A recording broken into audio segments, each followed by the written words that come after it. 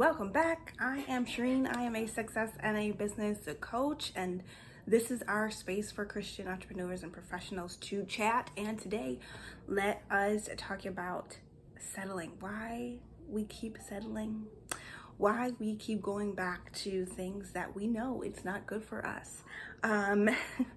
Sometimes that definitely does happen. And I think we romanticize our past, right? Instead of looking to our future. Why? Because usually we have this period of time when we are waiting. We have this period of time where nothing seems like it's going on, right? We know that's not true because God is usually working on us in this period of time, but we have this time and we feel like, God, nothing is happening. I might as well go back to what I had before because it's better than not having nothing, right? It is better than what I'm going through right now, right? We do that a lot. We do that, and we tend to romanticize what we went through, right? And thinking, you know what, that's better than what I have got going on right now, right? So Numbers, let's go to Bible. Numbers 11, 5-6, right? We remember this is the Israelites that have just come out of bondage, slavery. It wasn't pretty. I'm sure you could imagine, right? Verse 5 says, we remember the fish we used to eat for free in Egypt. And we had all the cucumbers, melons, leeks, onions, and garlic we wanted. But now our appetites are gone and all we ever see is manna. Listen to them romanticize the past. Listen, we were in slavery, right? We were going through crap. We were not treated well at all, right? It was hell. This wasn't a good situation, but we still had food. We still had good food of cucumbers, melons, leeks, onions, and garlics. We had all that we wanted. Now, we don't have that. We're out of bondage, but all we have is manna from heaven, right? We're eating the same old thing every single day, and I'm tired of it, right? That's what they said.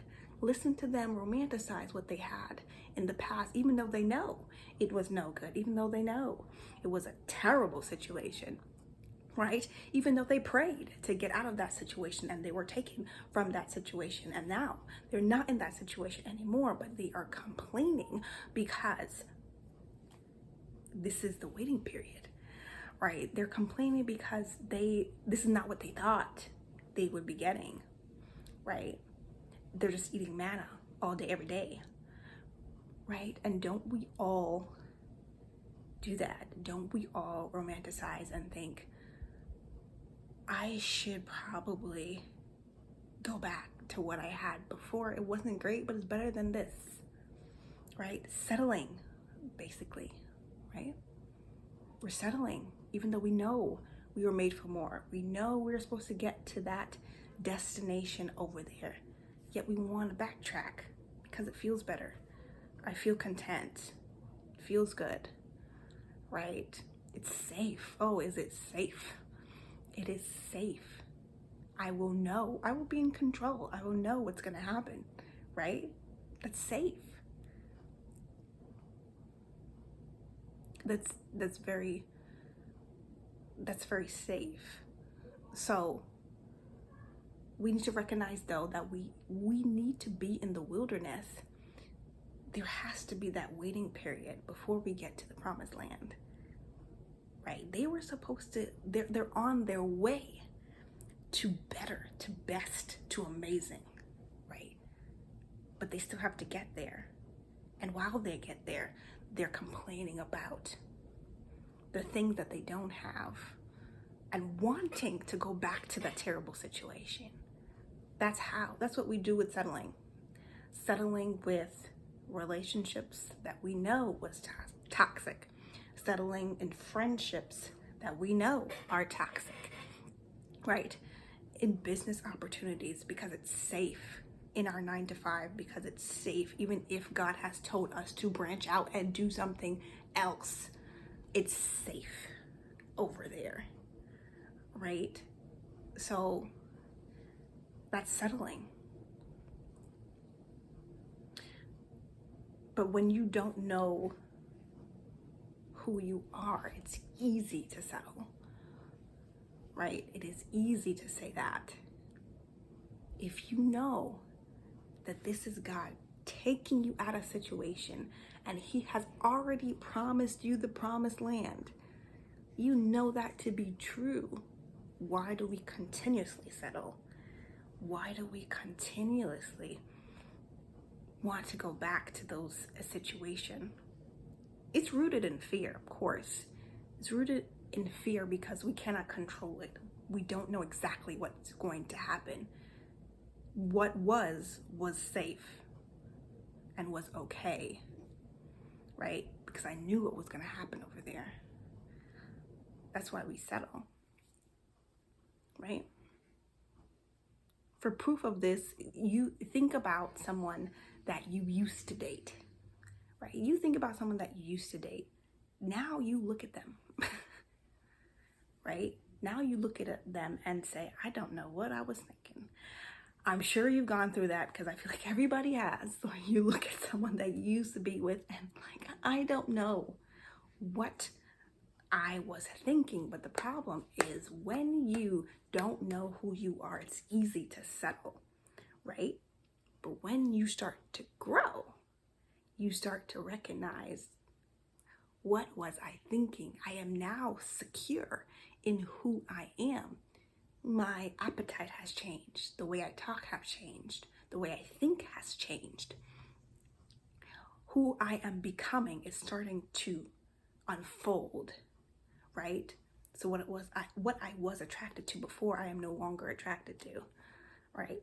You have had that happen to you. Don't tell me you haven't. Who I was attracted to before, I am no longer attracted to, right? Because I am now secure in who I am and who I'm becoming, right? He has promised me the promised land.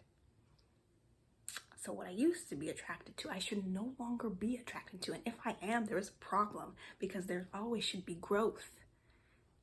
There is a problem if I'm still attracted to that.